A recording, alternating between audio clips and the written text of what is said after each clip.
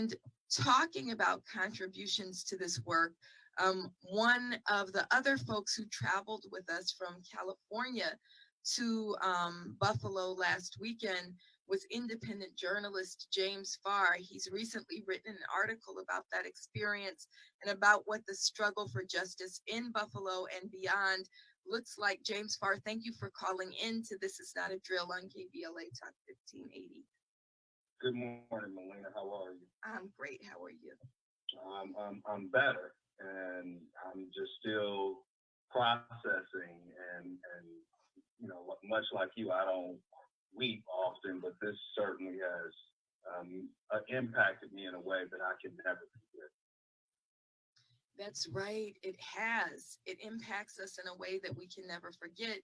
And we're committed to the continued struggle. What we don't do as Black Lives Matter Grassroots is we don't helicopter in, do something quickly, and then helicopter out, right? So we're very committed to continuing to work with Black Buffalo, with Pastor Cook, with Sister Carriol, with Fragrance, who Sister Carriol talked about earlier as one of the survivors, to make sure that we do work.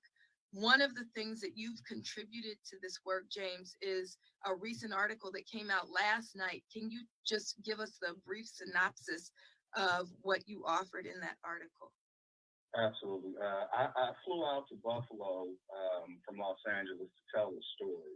And one of the things I realized as I was leaving is that what I had experienced was a revival. And I say that about BLM Grassroots, but more specifically about community members within Buffalo. I felt like I knew everyone there twice. As soon as I was on the ground, Pastor Cook was very gracious. Sister Holmes was very gracious. I mean, just everyone that I met, but I saw some sadness, I saw some pain, but I also saw some joy. And to see the families, you know, from a more national standpoint, who have been stolen by state-sponsored violence, to see them in a very comfortable, natural, yet vulnerable space was just riveting. It made me want to hug them all. But I want to let them know, as a Black journalist, I'm here to tell the truth from our voice and with our lens.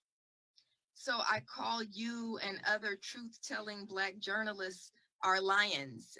There's an African proverb: until the lion tells the story, the hunter will always be the hero. And so we're grateful to have lions to tell our story. And so thank you for contributing in that way. Again, we're taking your calls at 800-920-1580.